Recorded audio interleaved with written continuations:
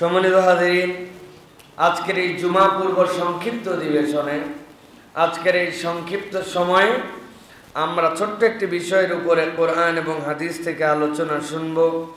সেটি হচ্ছে কোরআন এবং হাদিসের আলোকে দানের নির্দেশনা।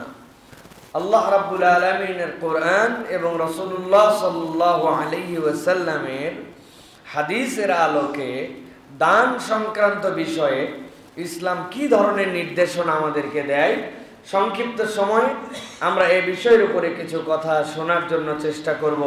আল্লাহ রাব্বুল আলামিন যেন যে কথাগুলি শুনলে, যে কথাগুলি বললে আমাদের দুনিয়া আখিরাতে কল্যাণ দান করেন, সেরকম কথা বলা, শোনা এবং সে অনুযায়ী আমল করার তৌফিক দান করেন। বলেন আল্লাহুম্মা আমিন।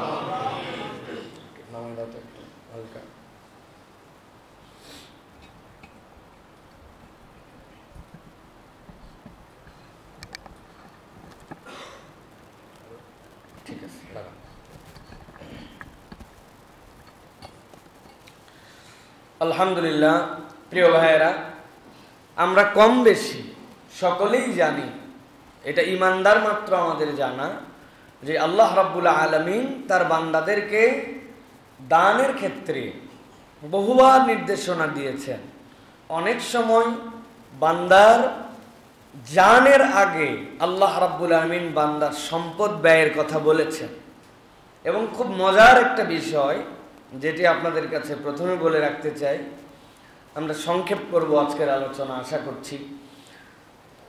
আল্লাহ রাব্বুল আলামিন কোরআনুল কারীমের মধ্যে বান্দাদেরকে যেখানেই দান করতে বলেছেন, আল্লাহ অধিকাংশ জায়গাতে বলেছেন ওয়া মিম্মা রাযাকনাহুম ইউনফিকুন। আল্লাহ বলছেন ওয়া মিম্মা রাযাকনাহুম, আমি যে রিজিক তাদেরকে দিয়েছি বান্দা যেন ওই রিজিক থেকে দান করে। এখন দুইটা বিষয়, সম্পদের মালিক যদি আমি হই এবং আমি যদি মনে করি এটা আমার কামাই, এটা আমি অর্জন করছি, তাহলে আমি আমার মতো করে ব্যয় করব কি করব না এটা আমার বিষয়। কিন্তু ইমানদারের কনসেপ্ট আল্লাহ ঢুকাইছেন ওয়া মিম্মা রাযাকনাহুম, তুমি কামাই করো নাই, তোমাকে এই রিজিক দান করা হয়েছে, তাহলে যিনি আপনাকে দিয়েছেন আপনাকে ওই খরচ তিনি যদি বলেন দিলাম, তবে আমার ইচ্ছা অনুযায়ী ব্যয় করতে হবে এই হিসাবে দিলাম, তাহলে আপনাকে আল্লাহর ইচ্ছা অনুযায়ী আপনাকে ব্যয় করতে হবে। কেননা এই সম্পদ আপনি অর্জন করেন নাই, সম্পদ দিয়েছেন আল্লাহ সুবহানাল্লাহ। শুধু এই আয়াতে কারিমার উপরেই আলাদা একটা খুতবা হতে পারে, ওয়া মিম্মা রাযাকনাহুম ইউনফিকুন, কিভাবে আল্লাহ আপনাকে আমাকে রিজিক দিলেন। আমি ছোট্ট কনসেপ্টে দুইটা জিনিস শুধু আপনাদেরকে স্মরণ করাই দিতে চাই। আপনাদের এই বাজারে বহু লোকজন আছে, দেখবেন যেইগুলি লোকজন মাঝে মাঝে আমাদের কাছে আসে, উৎপাত করে, রাত্রেবেলা ঘোরাফেরা করে, শীতে শীত তাদের গায়ে মনে হচ্ছে লাগে না, অথবা এমন নোংরা কাপড় চোপড় পরে ঘোরাফেরা করে যে তাদের গায়ের দুর্গন্ধে আশপাশে যাওয়া যায় না। এই মানুষ যেইগুলি চলাফেরা করে তাদের চোখ, কান, নাক, মস্তিষ্ক সবই আছে আমরা দেখতে পাই, কিন্তু এত কিছু থাকার পরেও কিছু এলোমেলো আচরণ করার কারণে, অসংলগ্ন আচরণ করার কারণে এই মানুষগুলাকে আমরা পাগল বলি, তাই না ভাই? কি বলি? পাগল বলি। এখন শুধুমাত্র এইটুকু চিন্তা করেন যে এই যে পাগল তারা সবকিছু থাকার পরেও আর আমার পাগল নই আমি, এই পার্থক্যটা আপনার আমার নিজের যোগ্যতায় হয়েছে, আমার নিজের কোনো অর্জনে হয়েছে, অথবা নিজের কোনো পদক্ষেপে হয়েছে, নাকি এটা আল্লাহ রাব্বুল আলামিনের দেওয়া জাস্ট আল্লাহর পক্ষ থেকে নিয়ামত? এটা যদি একটু হিসাব করতে পারেন তাহলে ওই পাগলের দিকে তাকালেই বুঝবেন যে আমি যা করতেছি, ব্রেন যদি আমার ঠিক না থাকতো তাইলে এইগুলো একটাও আর আমার কোনো কাজেও দিত না, এইগুলো আমার জন্য কোনো উপকার অপকার কিছুই বয়ে আনতো না। তাহলে যেই আল্লাহ আমাকে সুস্থ রাখলেন, এই নিয়ামত আল্লাহ রাব্বুল আলামিন দিলেন, ওই রব যখন বলেন যে আমি তোমাকে রিজিক দিয়েছি, অন্তত বান্দার বোঝা উচিত যে আমি অন্তত সুস্থ মানুষ, এইটুকু সুস্থ থাকার যোগ্যতা আমার নাই। যেই আল্লাহ দিলেন, নিশ্চয়ই ওই আল্লাহর দেওয়া ওই ব্রেন দিয়ে আমি যা যা কামাই করি, ওই ব্রেনের মালিক যে, এই সম্পদের মালিকও সে। অতএব প্রিয় ভাইয়েরা, আল্লাহ রাব্বুল আলামিন আপনাকে আমাকে এই রিজিক দিলেন। দ্বিতীয় যেটা মনে রাখবেন সব সময়, আমরা যা কিছু উৎপাদন করছি, কামাই করছি, এটা আমরা করছি বলছি, কিন্তু বেসিক্যালি আমরা করছি না। আমি ছোট্ট উদাহরণ দেই, বহু জায়গায় ধান লাগানোর সময় যে চারার জন্য বেড বানাই, ওই বেডটার মধ্যে যে আমরা প্রথমে বিছন বলি, এই বিছনগুলি যে আমরা বীজগুলি যে আমরা ছিটিয়ে দেই, আমরা বীজ ছিটানোর সময় 95% বীজ এলোমেলো ছিটাই। কেমন করে? যেই বীজতলা আমরা বানাচ্ছি, ওই বীজতলার জন্য নতুন করে জমি রেডি করে সুন্দর নরম মাটি, রাত্রেবেলা আগের দিন ধান, গম, এইগুলা ছোলা যেটা লাগাবো, ওইগুলো আমরা সুন্দর করে আগে যেরকম বীজ রেডি করেছিলাম ছিটানোর জন্য, ওইগুলো যখন ছিটিয়েছি, বীজের যে কোনো দিক দিয়ে কুশি বেরোয় না, যে কোনো দিক দিয়ে শিকড় বেরোয় না। কুশি বের হওয়ার দিক আলাদা, শিকড় বের হওয়ার দিক আলাদা। কিন্তু আমি যখন ছিটালাম 95% চিত হয়ে, কাঠ হয়ে, উপুর হয়ে একটার উপর আরেকটা পড়েছিল, কিন্তু এক রাত্রের ব্যবধানে কোন রব সবগুলার শিকড় নিচে করে দিলেন, কুশিগুলো উপরে করলেন। আমি না বলি সব আমার ধান, সব আমার আবাদ, কিন্তু 95% কুশি তো বের হওয়ার কথা না, কেননা আমি ছিটাতেই তো ভুল করছিলাম। কি তো যে আল্লাহ এইগুলি দিলেন আমাকে, আবার বলি আমার কোনো স্কিম থেকে আমি সেচ করি না, আমি নিজে নিজেই সেচ করি। কোত্থেকে সেচ করে? উনার বাড়ির উপর যে ট্যাঙ্কি, ওই ট্যাঙ্কির থেকে জমিতে পানি দেয় না? ওই ট্যাঙ্কির পানি কোত্থেকে তুলেন আপনি? আল্লাহর দেওয়া খাজানা নিচে রাখা আছে, ওই পানি তুলে বান্দা ফাপড় মারে, ফুটানি মারে। আপনার ধানের উপর দিয়া সুন্দর করে তাবু টাঙ্গাই দিবেন। ওই যে মসজিদের বাইরে যেরকম তাবু দেওয়া হয়েছে না আমাদের জন্য, এরকম তাবু দিবেন কালো। তারপরে দেখবো যে আল্লাহর রোদ আপনার লাগবে না, আল্লাহর পানি আপনার লাগবে না। আপনার ধানটা কেমনে হয়? প্রিয় ভাইয়েরা, মূল বক্তব্য মিম্মা রাযাকনাহুম ইউনফিকুন, এটা মাথার মধ্যে ঢুকাই নিয়ে রাখবেন যে এই রিজিক আমাকে দেওয়া হয়েছে, এই রিজিকের মালিকানা আমার নয়। বান্দা যখন এই ফিল করবে, তার দুনিয়াটা তখন সহজ হয়ে যাবে। এটা হচ্ছে দানের পূর্ব কনসেপ্ট আমাদের জন্য। আল্লাহ রাব্বুল আলামিন কুরআনুল কারীমের মধ্যে সূরা বাকারা 271 নম্বর আয়াতের মধ্যে দুনিয়ার মানুষের জন্য বলছেন, ও দুনিয়ার মানুষ, তুমি যত ধরনের দান করো, যা করো, আমি আল্লাহ রাব্বুল আলামিন একটা উত্তম দান তোমাকে বলে দিতে চাই। তোমার জন্য আল্লাহর পক্ষ থেকে উত্তম দান কোনটা হবে, এই দান কেন তুমি করবে, এই দানের মধ্যে কোন গুণাগুণ থাকা দরকার, আল্লাহ বান্দাদেরকে জানাচ্ছেন। আল্লাহ বলছেন, ইন তুবদুস সাদাকাতি ফানি'মাহি, তোমরা যদি তোমাদের যে দানগুলি করো, এই দান যদি তোমরা দেখায় দেখায় করো, লোকের সামনে করো, আল্লাহ বলছেন এটার দ্বারা তোমাদের কল্যাণ আছে। এর মধ্যে কোনো দোষের কিছু নাই। তুমি দান করছো, কেউ একজন দেখলো, অন্য মানুষ তোমার দানের খবর জেনে ফেললো, আল্লাহ বলছেন ফানি'মাহি, এর মধ্যে আল্লাহর পক্ষ থেকে তোমাদের জন্য নিয়ামত আছে, এটা তোমাদের জন্য অন্যায় কিছু নয়। তবে আল্লাহ রাব্বুল আমিন বলছেন, ওয়া ইন তুকফুহা ওয়া তুতুহাল ফুকারা ফাহুয়া খায়রুল লাকুম, তবে তুমি যদি তোমার দানকে গোপনে করো, তোমার দান কেউ জানলো না এরকম করো, এবং সেই দানটা কোনো ফকির মিসকিনকে করো, আল্লাহ রাব্বুল আমিন বলছেন ফাহুয়া খায়রুল লাকুম, বান্দা জেনে রাখো এর মধ্যে তোমার জন্য কল্যাণ আছে। মুফাসসিররা ব্যাখ্যা করছেন রব্বুল আলামিন কেন এই জায়গায় বললেন ফাহুয়া খায়রুল লাকুম।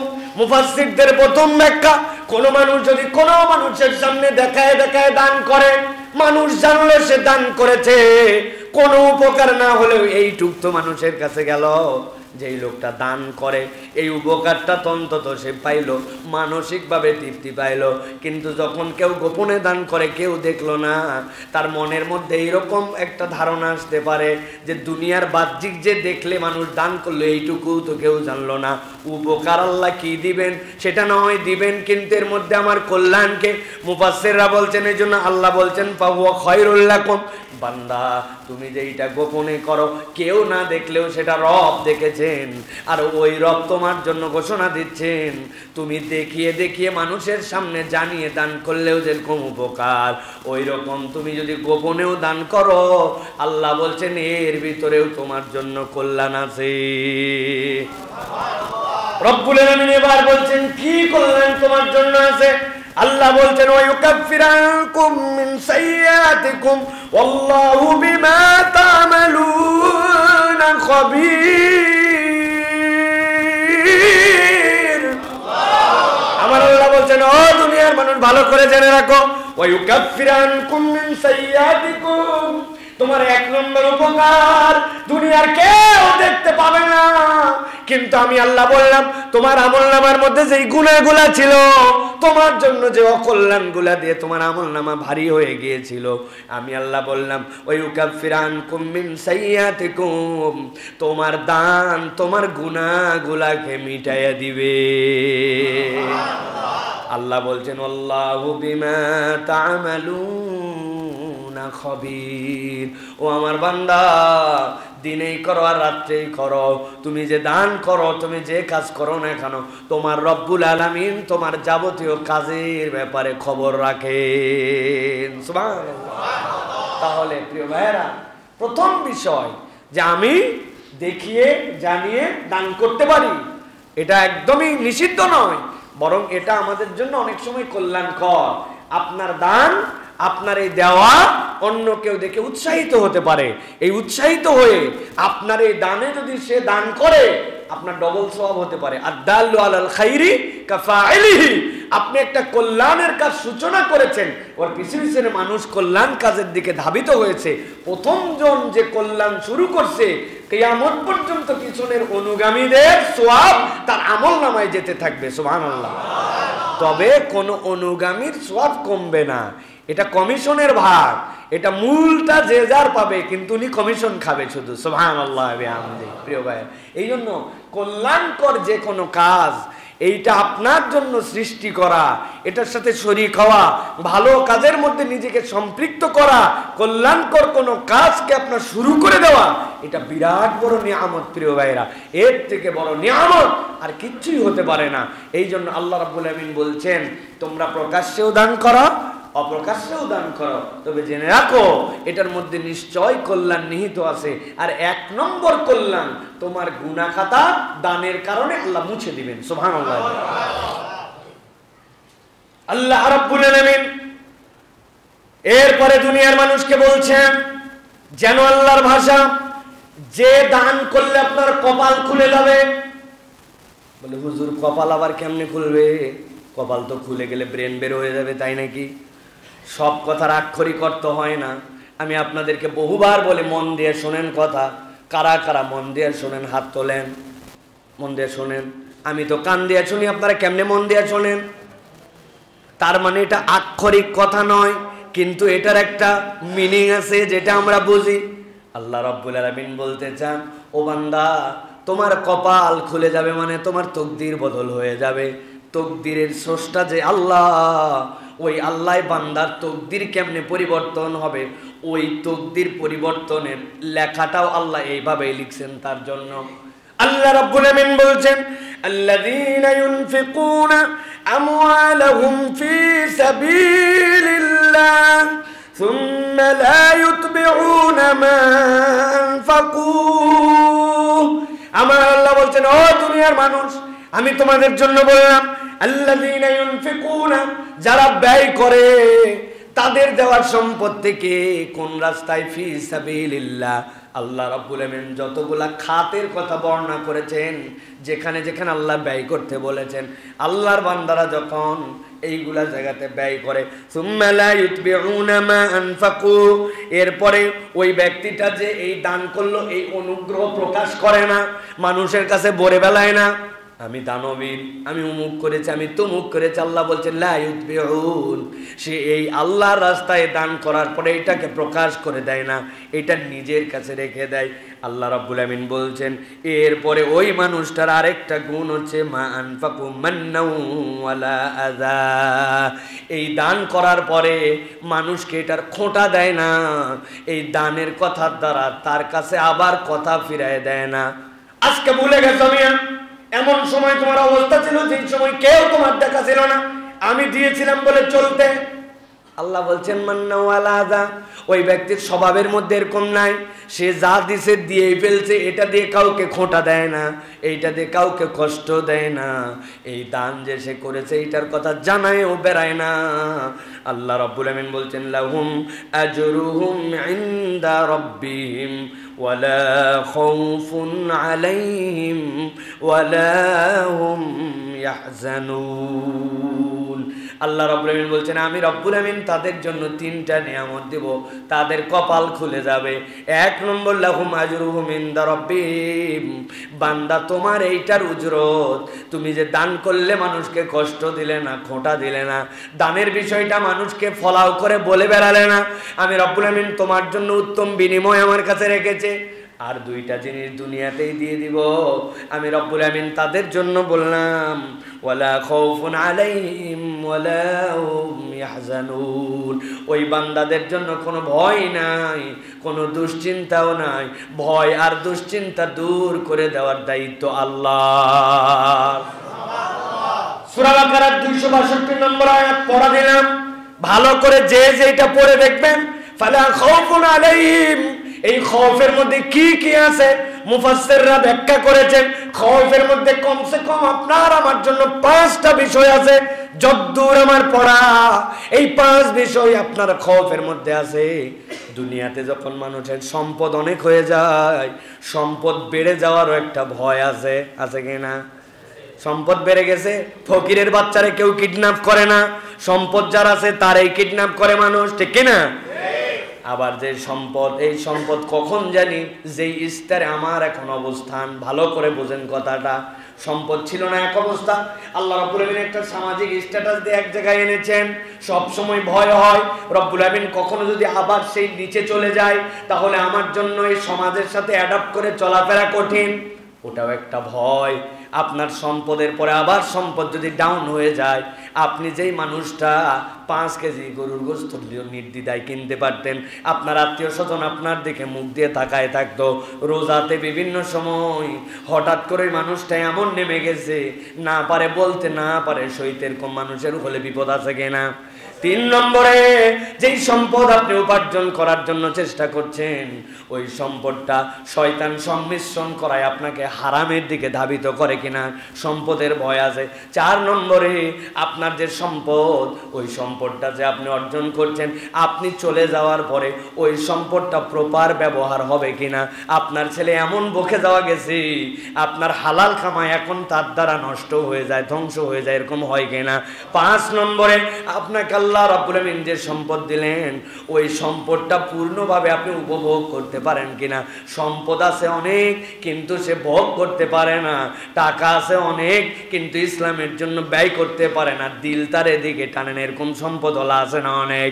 আল্লাহ রাব্বুল আমিন বলছেন ফালা খাউফুন আলাইহিম ওয়ালা হুম ইয়াহজানুন। আমার বান্দা, তুমি যদি দান করার তবিয়ত ওয়ালা হও, ওই দানের কথা ফলাও করে প্রচার করো না, যাকে দান করছো তাকে খোঁটা দাও না, কষ্ট দাও না। আমি রব্বুল আমিন তোমার জন্য উজরত তো রাখবই, সাথে সাথে আমি আল্লাহ বললাম তোমার সম্পদ এবং তোমার জীবন কেন্দ্রিক যত ভয় আমি আল্লাহ দূর করে দিব, আর তোমার যত দুশ্চিন্তা এইগুলা দূর করার জিম্মাদারি আল্লাহ নিয়ে নিবে। যে দানে কপাল খোলে, ভালো করে মনে রাখেন, দান অনেক করি কিন্তু এই প্রক্রিয়ার দান করলে কপাল খোলে। দান করব, প্রচার নাই, ফলাও করে জেনে গেছে মানুষ, ঠিক আছে, কিন্তু এইটাকে আমি একটা ক্রেডিট, আমাদের দেশে যেরকম যাকাত দাতা হয় না ভাই, আমার যাকাত দাতা আছে না, ওরে বাবারে বাবা, যাকাত দাতা মানে কি? এ শাড়ি লুঙ্গি দেয়, এটা আবার দাতা। আমাদের দেশে আমরা এটা মিসকনসেপ্ট। আল্লাহ রাব্বুল আমিন যদি আপনাকে সালাত ফরজ করেন, সিয়াম ফরজ করেন, আপনি কোনোদিন বলেন না আমি নামাজ দাতা, রোজা দাতা, হজ দাতা, তো আপনি যাকাত দাতা কেমনে হলেন? এটা তো ফি আমওয়ালিহিম হাক্কুল লিসাইল ওয়াল মাহরুম, এটা আল্লাহর হক আপনার সম্পদের মধ্যে। সুতরাং এইটা আপনার আমার জন্য খুব বিবেচনার সাথে সামনে এগোতে হবে। আল্লাহ যেন আমাদেরকে বোঝার তৌফিক দান করেন, বলেন আল্লাহুম্মা আমিন। এই আয়াতে কারিমা যেটা বললাম, এই আয়াতে কারিমা কার জন্য অবতীর্ণ হয়েছিল? রাসূলুল্লাহ সাল্লাল্লাহু আলাইহি ওয়াসাল্লাম বসে আছেন, তাবুকের যুদ্ধের জন্য ঘোষণা দিলেন তোমাদের কাছে যার যা আছে তোমাদের সাধ্য অনুযায়ী দান করো। হযরতে আবু সাঈদ খুদরি রাদিয়াল্লাহু তাআলা বলছেন, একে একে মানুষজন দান করতে লাগলো।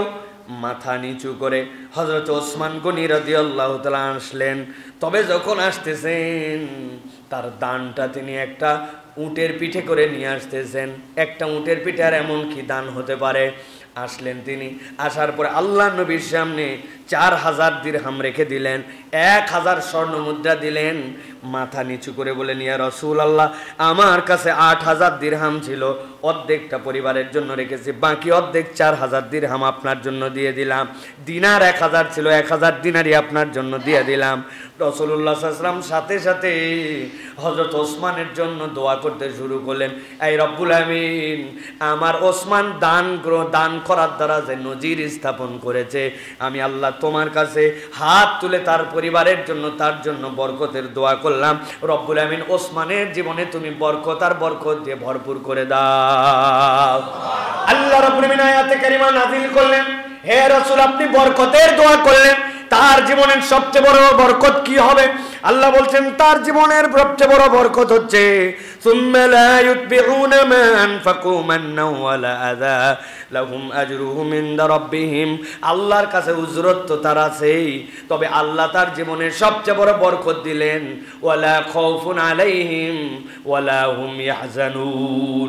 তার জীবনে কোনো দুশ্চিন্তাও থাকবে না, তার জীবনে কোনো রকম ভয়ও থাকবে না। যার জীবনে ভয় নাই আর দুশ্চিন্তা নাই, তার জীবনে এর থেকে বড় বরকত আর আল্লাহর পক্ষ থেকে কিছু নাই, ঠিক কি না? যার জীবনে ভয় নাই আর দুশ্চিন্তা নাই, বরকত কাকে বলে? ওসমান গনি রাদিয়াল্লাহু তাআলা আনহু ওইটা সেট করে গেছেন যে 4000 দিরহাম, 1000 দিনার দেওয়ার পরে বলছেন, ইয়া রাসূলুল্লাহ, সবটুকু দিতে পারলাম না, অর্ধেকটুকু যা ছিল হিসাব করে অর্ধেক আপনাকে দিয়ে দিলাম। সুবহানাল্লাহ বিহামদি। প্রিয় ভাইরা, এই জন্য দান আপনার আমার জন্য এত বড় বরকতের, এত ফজিলতের। আল্লাহ নবী সাল্লাল্লাহু আলাইহি ওয়াসাল্লাম রমজান মাসে বান্দাদের জন্য দান করার কথা বলতেন। হাদিসের মধ্যে আসছে, নবীজি সাল্লাল্লাহু আলাইহি ওয়াসাল্লাম দান করতেন, তবে রমজান মাসে তার দানটা বাতাসের থেকেও বেশি প্রবল হয়ে যেত, এত বেশি দান আল্লাহ নবী করতেন। দানের ফজিলত কি, দানের মর্যাদা কি, কোরআন হাদিসের মধ্যে এরকম অসংখ্য নজির আছে। হযরত সুলাইমান আলাইহিস সালাম যখন অর্ধজাহান শাসন করছেন, সুলাইমান আলাইহিস সালাম সকল প্রাণীর ভাষা বোঝেন। সুলাইমান আলাইহিস সালাম একদিন বসে আছেন, তার রাজসিংহাসনে বসে থাকা অবস্থায় হঠাৎ করে একটা পাখি তার কাছে উড়ে উড়ে আসছে। এ আমাদের জন্য, এ রাসূল, এ আমাদের খলিফাতুল মুসলিমিন, আল্লাহর পয়গম্বর, আপনার কাছে এক ব্যক্তির ব্যাপারে আমার বিচার আছে। কি বিচার? বলে, শোনেন, আমি একজনের বাড়ির গাছের মধ্যে আমি বাসা বানাইছি। বাসা বানানোর পরে ওই বাসাওয়ালা আমাকে বিরাট জ্বালাতন করে। আরে মানুষ তোমাকে কেমনে জ্বালায়? বলে, আমি যখন তা দেওয়ার জন্য কয়েকটা ডিম তো আগে রেডি করতে হয়, ডিম রেডি হওয়ার পরে এরপরে আমি সেইগুলাকে তা দিব, দেওয়ার পরে আমার নতুন প্রজন্ম আসবে, বাচ্চা হবে। কিন্তু এই বাড়িওয়ালা কোনোদিনও সময় দেয় না, আমি ডিম পাড়তে দেরি, ও গাছে উঠে ওঠার পর আমার ডিম খেয়ে ফেলে। একদিন, 2 দিন, 3 দিন এরকম করে আমার অসহ্য হয়ে গেছে। আপনার ওই প্রজার বিপক্ষে আমার বিচার, ওকে মানা করেন আমার ডিম জানি সে না খায়। হযরত সুলাইমান আলাইহিস সালাম তাকে ডাক দিয়েছেন, এই তোমার বিপক্ষে পাখি বিচার নিয়ে আসে, তুমি কি এরকম করো নাকি? হ্যাঁ করি, আর এটা করবা না। মাথা নিচু করে হো হো বলে চলে গেছে সুলাইমান আলাইহিস সালামের কাছ থেকে। কিন্তু যাওয়ার পরে সুলাইমান আলাইহিস সালামের কথা সে আবার ভুলে গেছে। ডিম দেখে ওর মাথা নষ্ট, পাখি একটা ডিম পারছে বড় সড়ো, চিন্তা করছে ফিরি ফিরি খাওয়ার, আবার উঠে গেছে গাছের মধ্যে। যাওয়ার পরে ডিম নামাই নিয়ে চলে আসছে। এরপরে পাখি এসে বিচার দিছে যে, সুলাইমান, আপনি নিষেধ করার পরেও কথা শোনে নাই, আপনি এবার কোনো একটা অ্যাকশন নেন। হযরত সুলাইমান আলাইহিস সালাম 2টা জিনকে দায়িত্ব দিয়েছেন, এই জিনেরা তোমরা ওই গাছের মধ্যে যায় দাঁড়ায় থাকবা, ওই পাখির ডিম সে অনবরত খায়, এত পাখির মনের দুঃখ, এই দুঃখ তো মেনে নেওয়া যায় না। অতএব যখন এরপরে গাছে উঠবে, জোরে এক ধাক্কা দিয়ে গাছতে নিচে ফেলাই দিবি, যাতে করে ওর আর এই ডিম খাওয়ার শখ না থাকে। সুলাইমান আলাইহিস সালাম নির্দেশ অনুযায়ী 2 জন জিন সেখানে গেছে। যাওয়ার পরে গাছের মধ্যে অপেক্ষায় আছে, কখন আসে কখন আসে। উঠলেই তো সুলাইমান আলাইহিস সালাম বলেছেন ওরে ধাক্কা দিয়ে ফেলাই দেওয়ার কথা। হঠাৎ করে দেখলো ওই লোকটা গাছের মধ্যে সরসর করে উঠছে। উঠার পরে আবার ডিম নামাই নিয়ে চলে গেছে। ডিম নিয়ে চলে যাওয়ার পরে ওই লোক ডিম খাওয়া শেষ, পাখি যায় বলছে ঘটনা কি, আপনি মানা করলেন, আবার ফোর্স নাকি পাঠালেন, ফোর্স পাঠানোর পরেও সেইগুলা কোনো কাজ করলো না। সুলাইমান আলাইহিস সালাম জিনদেরকে ডেকে পাঠাইছেন, কি ব্যাপার, তোমাদেরকে দায়িত্ব দিছো গাছে উঠলে ধাক্কায় ফেলাবি, তোমরা কি করলা? বলে হে পয়গম্বর, ঘটনা ভিন্ন রকম। কি ঘটনা? বলে আপনি বলার পরে আমরা গাছে দাঁড়াইছিলাম, কিন্তু ওই লোকটাই ডিম পাড়ার পরে ডিম যখন উঠতে নিতে উঠবে এমন সময় দরজাতে বেরোইছে, বের হওয়া মাত্র একটা ফকির আসছে, আসার পরে তার কাছে বলছে কিছু আমাকে সাহায্য করো। ওই লোক গাছে না উঠে আবার ভিতরে গেছে, এক মুষ্টি খাবার এনে তার হাতের মধ্যে দিয়েছে, ফকির চলে গেছে। এরপরে সে যখন গাছে উঠতে শুরু করলো, আমরা তো ধাক্কা দেওয়ার জন্য রেডি, কিন্তু আমরা দেখি আল্লাহ দুইটা ফেরেশতা আল্লাহ পাঠালেন, তাকে ধাক্কা দেওয়ার আগে ওই ফেরেশতারা আমাদের দুইজনকে ধাক্কা দিয়ে সরাইয়া দিছে।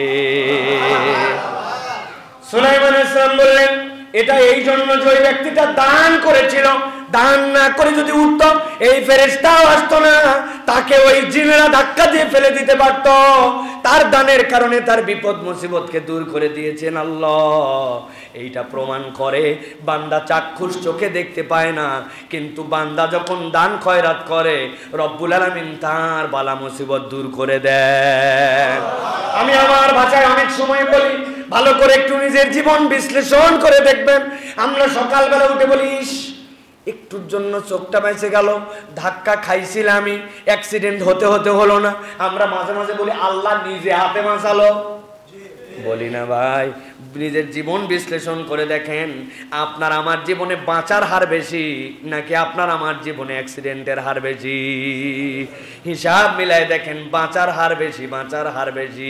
আপনার আমার জীবনে ওই চোখের আশপাশ দিয়ে কত গুতা লাগছে, কত ধাক্কা লাগছে। একবার যদি লাগতো চোখ অন্ধ হয়ে যেত। এই যে আল্লাহ রব্বুল আমিন আপনাকে আমাকে হেফাজত করেন, বাঁচান, এইগুলা বান্দার দান অনেক সময় এটার পিছনে কাজ করে। অতএব যেই বান্দা তার জীবন থেকে বালা মুসিবত দূর করাতে চায়, তার জীবনকে আল্লাহ রব্বুল আমিনের রহমতের সাগরে ভাসাতে চায়, আল্লাহ বলছেন সে যেন তার সম্পদ থেকে অকাতরে দান করে।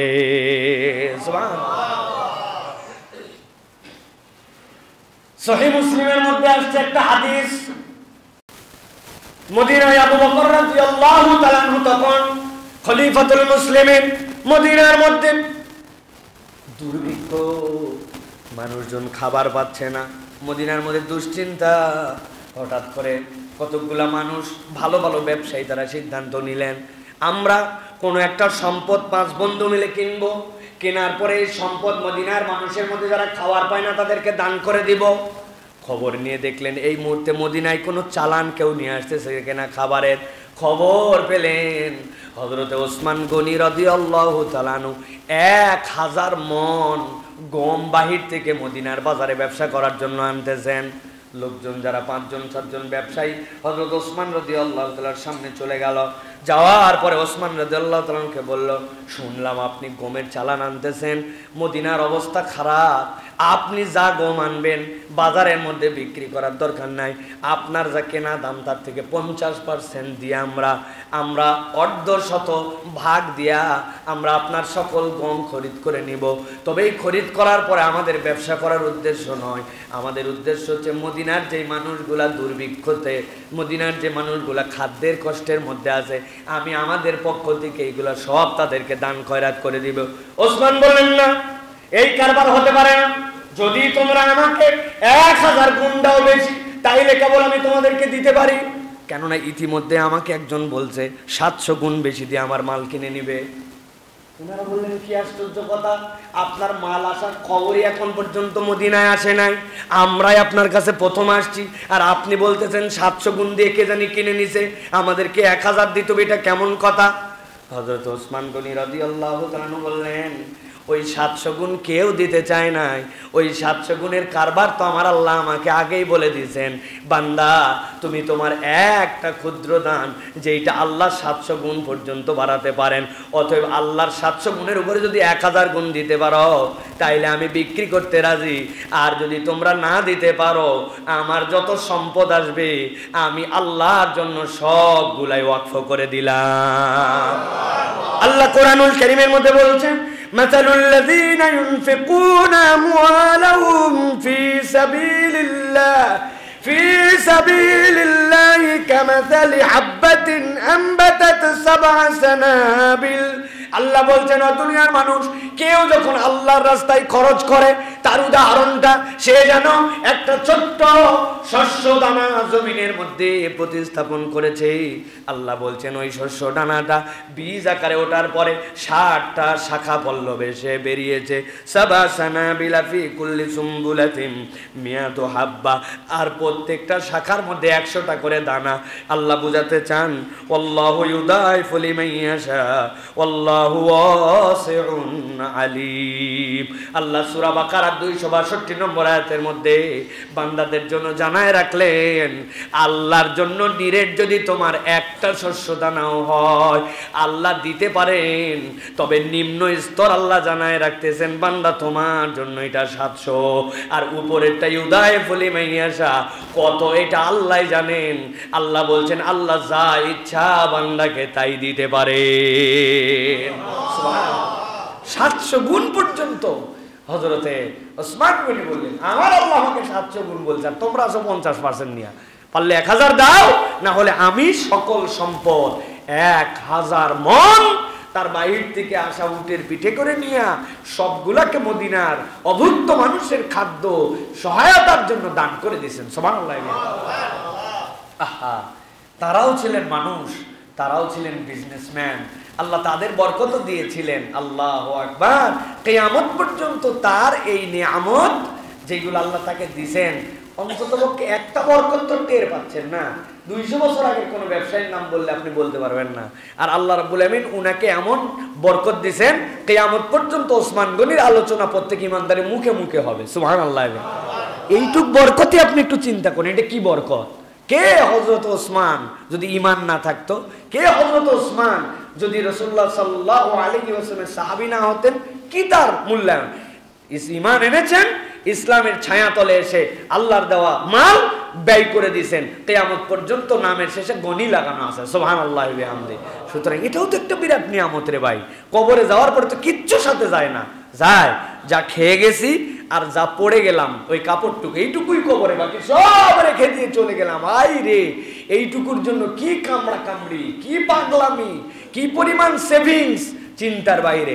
এই জন্য বেশি করে আল্লাহ রাব্বুল আলামিনের রাস্তায় যদি আমরা দান করি, এটা অমরত্ব লাভের একটা আল্লাহ রাব্বুল আলামিনের পক্ষ থেকে নিয়ামত। এটা প্রিয় ভাইয়েরা, আল্লাহ আমাদেরকে বোঝার তৌফিক দান করেন। প্রিয় ভাইয়েরা, বাইহাকির হাদিসের মধ্যে আসছে, বালা মুসিবত সাদাকাকে অতিক্রম করতে পারে না।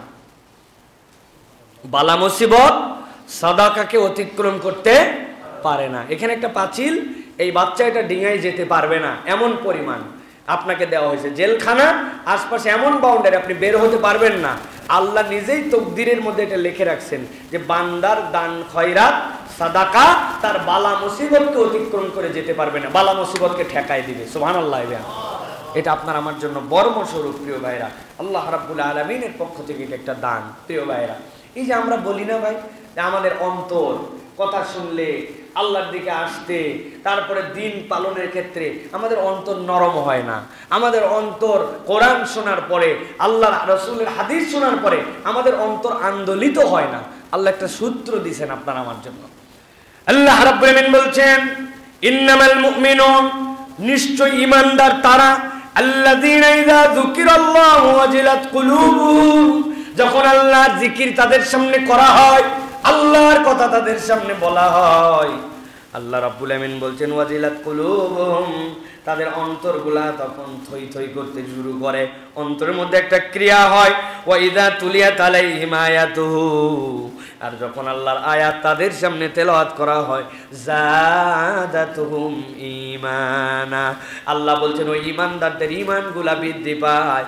কত দূর পর্যন্ত বৃদ্ধি পায়? ওয়া আলা রাব্বিহিম ইয়াতাওয়াক্কালুন, ওই বান্দার দুনিয়ার কারো প্রতি ভরসা করে না, আল্লাহ রাব্বুল আলামিনের একান্ত ভরসাকারী বান্দা হয়ে যায়। সুবহানাল্লাহ। আল্লাহ রাব্বুল আমিন বলছেন, এই যে অন্তর, যে অন্তর আল্লাহর প্রতি তাওয়াক্কুল করে, যে অন্তর আল্লাহ রাব্বুল আমিনের প্রতি ভরসাকারী হয়ে যায়, আল্লাহর কোরআন শুনলে অন্তরটা তার আনন্দিত হয়। এই অন্তরটা কেমনে হবে?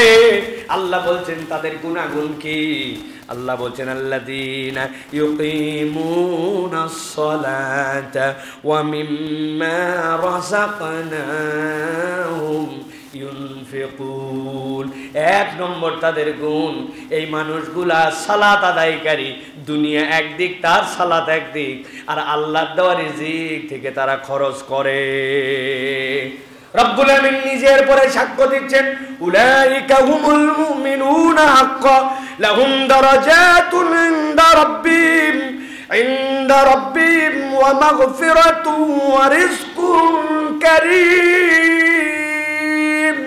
আমার আল্লাহ বলছেন, ও দুনিয়ার মানুষ, এই গুণ যাদের মধ্যে থাকবে আমি রব্বুল আমিন তাদের ব্যাপারে জানালাম, ওই মানুষগুলা এই নিয়ামতওয়ালা হয়েছে, আল্লাহ নিয়ামতগুলা দিয়া তার জন্য আরো সম্মানিত করেছেন। উলাইকা হুমুল মুমিনুনা হাক্কান, এরাই প্রকৃত মুমিন। লাহুম দারাজাতুন ইনদা রাব্বিহিম, আল্লাহর কাছে তাদের জন্য মর্তবা সংরক্ষিত আছে, যেই হিসাবটা তোমরা মিলাতে পারবে না। দরাজা আল্লাহর কাছে আছে, এইটা সংরক্ষিত। আল্লাহ বলছেন আর দুটা নিয়ামত তাদের জানায় রাখলাম, ওয়া মাগফিরা, আর তাদের জন্য আল্লাহর পক্ষ থেকে ক্ষমা, ওয়া রিজকুন কারীম, আর রব্বুল আমিন তাদের জন্য সম্মানজনক রিজিকের ব্যবস্থা রাখবেন। সুবহানাল্লাহ। হিসাব করেন, মাত্র 4টা গুণ।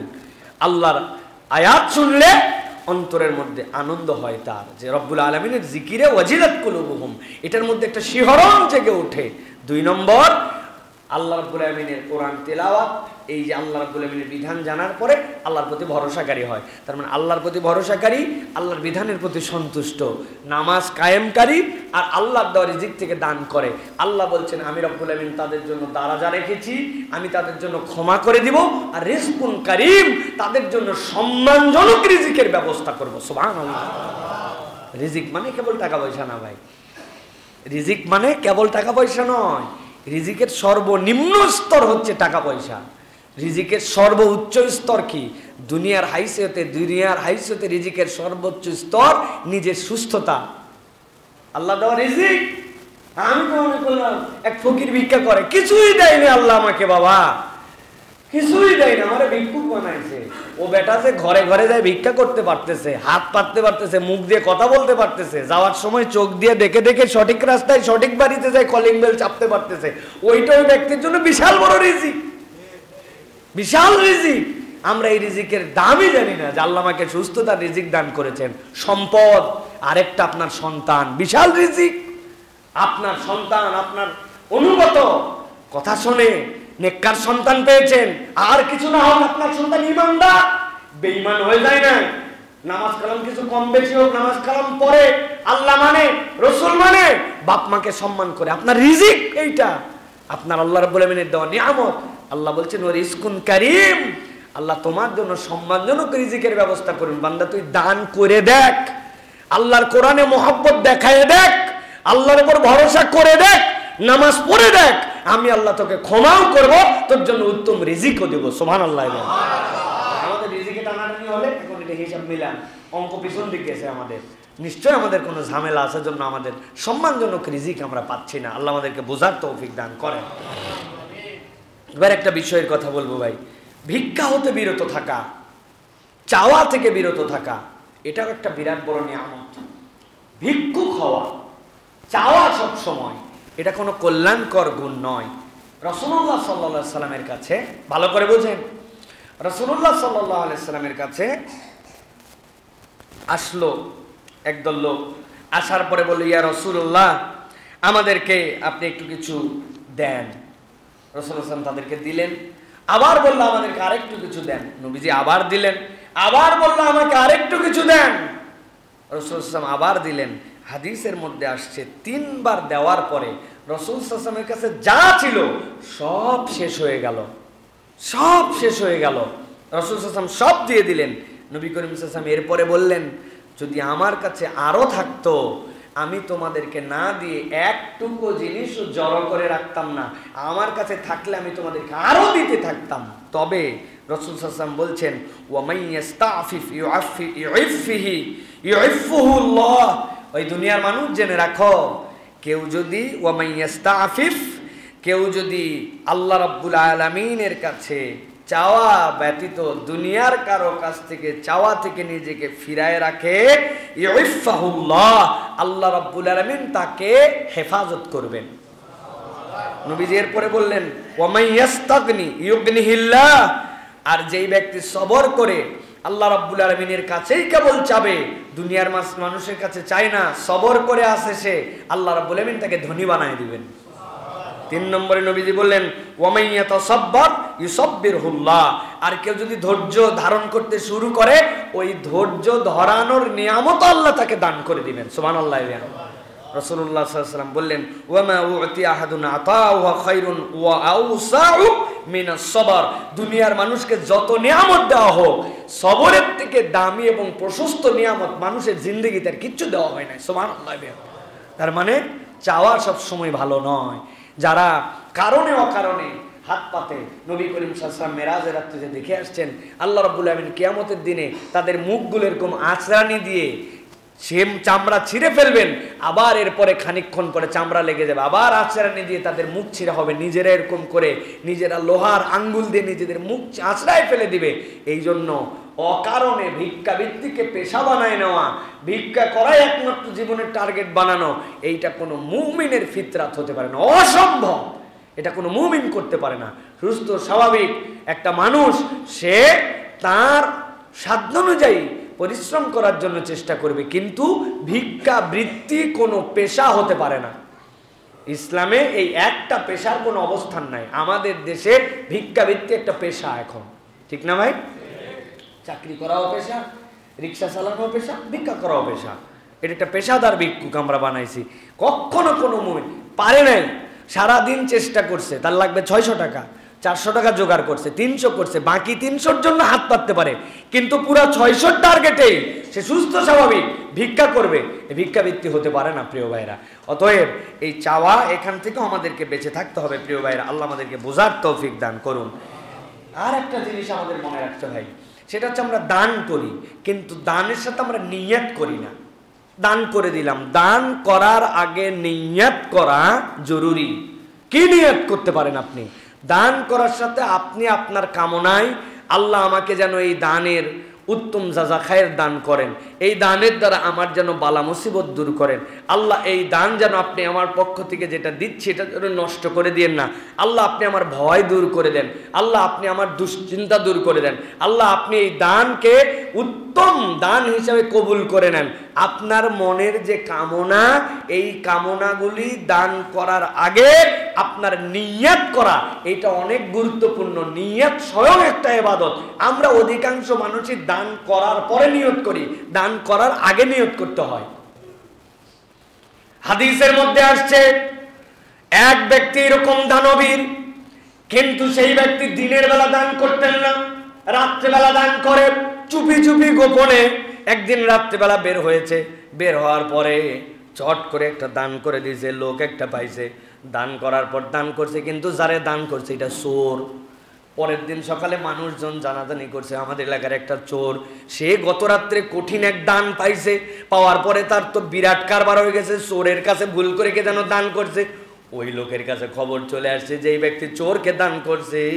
সে তারপরে আল্লাহর কাছে বলছে, আল্লাহ আমি দান করছি তো দানের নিয়তে আমি চোরকে দান করে তোমার প্রশংসা করলাম।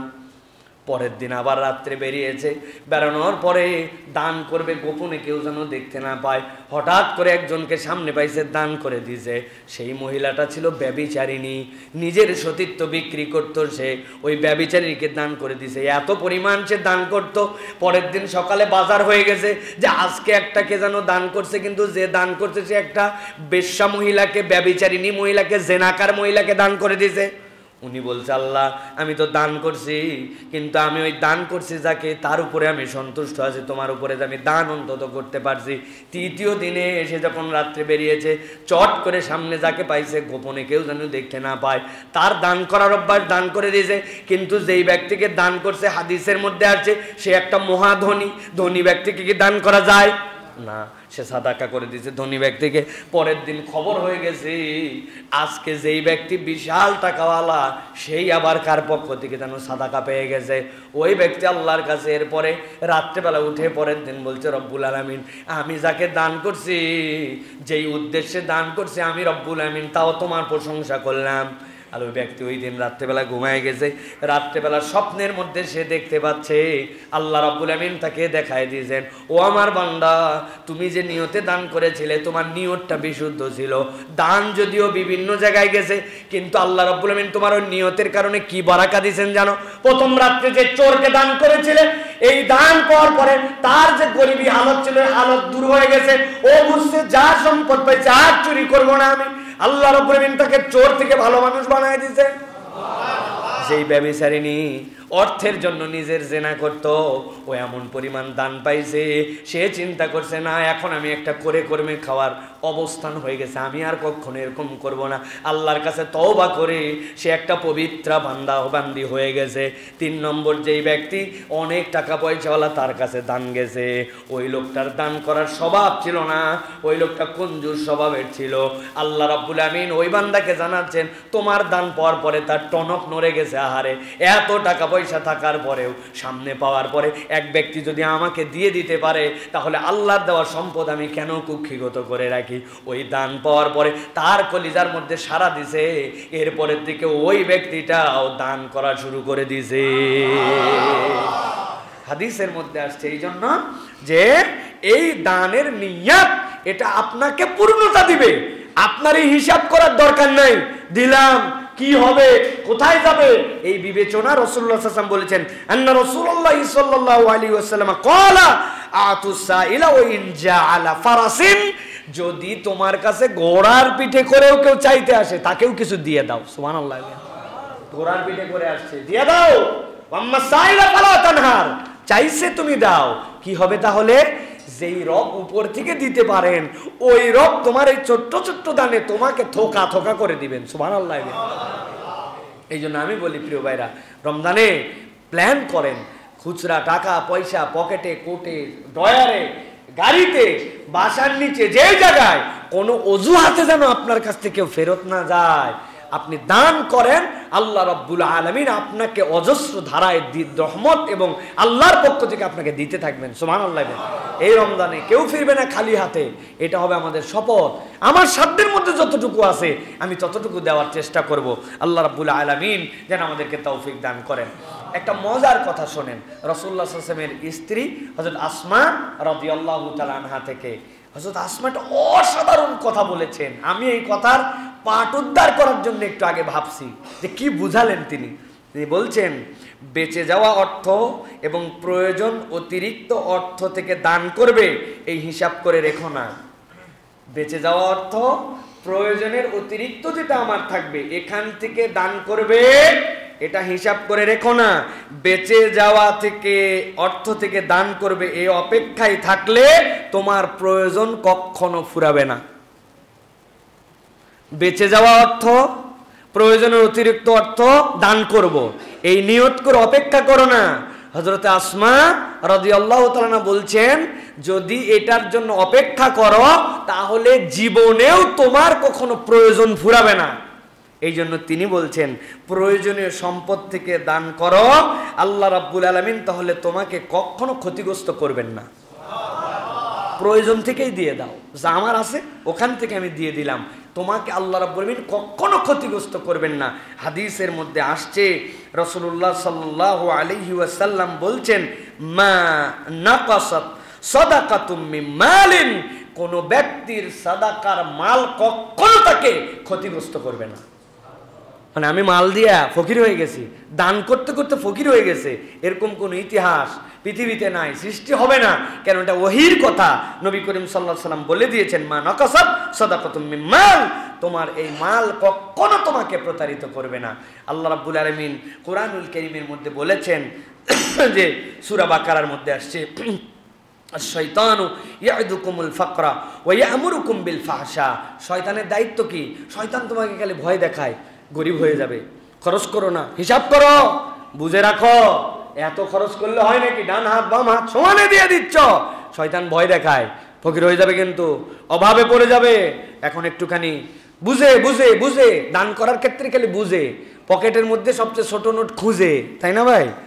এই যে আমরা এই যে অভ্যাস, শয়তান এটা দেখায়, কিন্তু আল্লাহ বলছেন আল্লাহু ইয়াইদুকুম মাগফিরাতাম মিনহু ওয়া ফাদলা ওয়াল্লাহু ওয়াসিউন আলিম।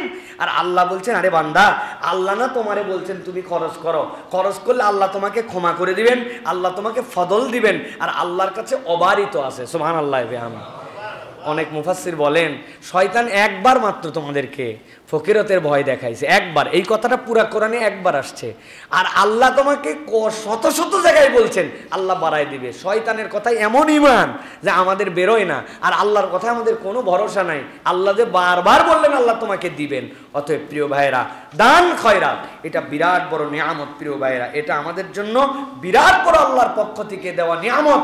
এটার প্রপার ব্যবহার করতে পারছে যে জীবনের মজা পাইছে সে। সুবহানাল্লাহ। রাসূলুল্লাহ সাল্লাল্লাহু আলাইহি সাল্লামের একটা হাদিস আসছে, রাসূলুল্লাহ সাল্লাল্লাহু আলাইহি সাল্লাম বললেন, আমার কাছে যদি অহুদ পরিমাণ যদি আমার কাছে সোনা থাকতো, তাহলে আমি এইটাও দান করে দিতাম। অনেক এখনকার যারা এই যে জমিন বিশেষজ্ঞ যারা, তারা বলতেছেন আল্লাহর নবী যে বলছিলেন অহুদ পরিমাণ, হতে পারে এই বরকতে অহুদ পাহাড় পুরাটার নিচ দিয়ে তারা গবেষণা করে দেখছে এখন পুরাটাই গোল্ড, পুরাটাই গোল্ড। নবী যে বলছেন ওহুদ আমাদেরকে ভালোবাসে, আমরা ওহুদকে ভালোবাসি, পাহাড়ের ব্যাপারে নবী এই কথা বলছেন। সুবহানাল্লাহি বিহামদিহি। নবী বলছেন এই ওহুদ পাহাড় পরিমাণ সোনা থাকলেও আমি তোমাদের জন্য দান করে দিতাম, তবে রাখতাম কতটুকু, ঋণ পরিশোধের জন্য যদি কোনো আমার জিম্মাদারি থাকে ওইটুকু রাখতাম। ঋণ ওইটা আমার আগে, ওইটা আগে উদ্ধার হতে হবে আপনার। এইটা হচ্ছে রাসূলুল্লাহ সাল্লাল্লাহু আলাইহি ওয়াসাল্লামের এই কথা বলার দ্বারা কি মনে হচ্ছে, নবীজি খুব বড় উৎসাহ দিচ্ছেন, তাই না? নবী করিম সাল্লাল্লাহু আলাইহি ওয়াসাল্লাম দান করো, নবীজি এরকম কোনো উৎসাহ দেন নাই। রাসূলুল্লাহ সাল্লাল্লাহু আলাইহি ওয়াসাল্লাম থেকে প্রমাণ আসছে, ইবনে আফরা রাদিয়াল্লাহু তাআলা আনহা নবীজির জন্য নিয়ে আসছেন কয়টা খেজুর আর সাথে একটুখানি শশা চিনেন?